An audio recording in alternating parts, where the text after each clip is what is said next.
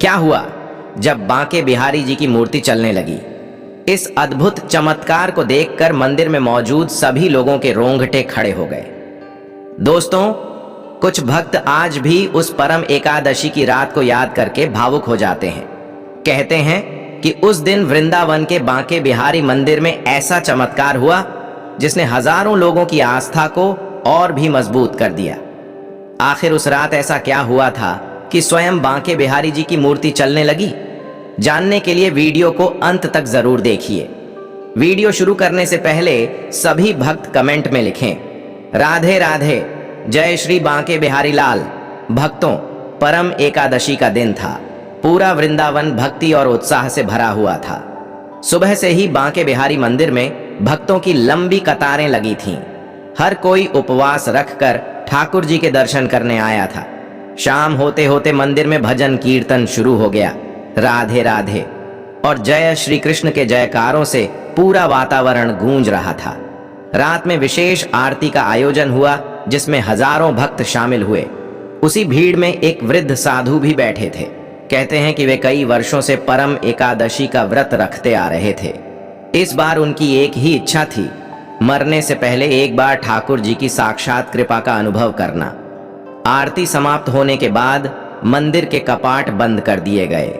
अधिकांश भक्त अपने घर लौट गए, लेकिन कुछ सेवायत और साधु मंदिर परिसर में ही रुके रहे।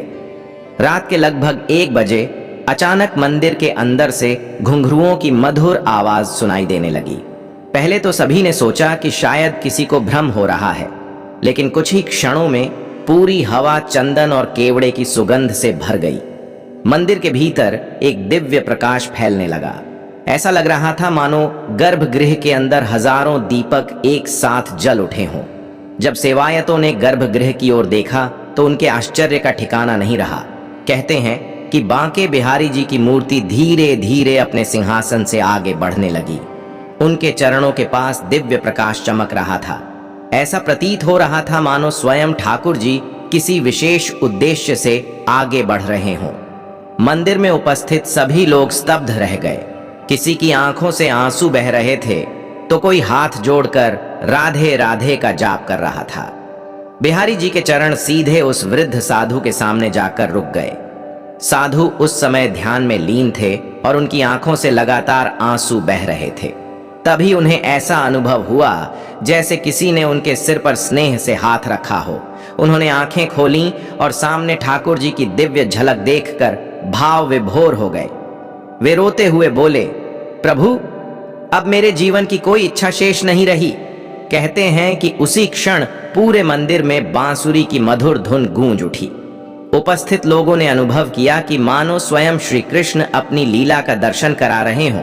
कुछ देर बाद बांके बिहारी जी की मूर्ति फिर से अपने सिंहासन पर विराजमान हो गई। लेकिन चमत्कार यहीं समाप्त नहीं हुआ।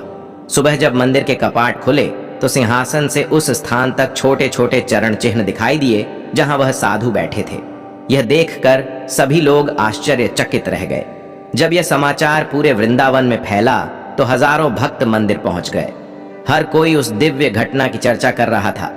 कहते हैं कि उस वृद्ध साधु ने जीवन भर इस चमत्कार का उल्लेख बहुत कम लोगों से किया, लेकिन उन्होंने हमेशा यही कहा, परम एकादशी पर सच्चे मन से की गई भक्ति कभी व्यर्थ नहीं जाती।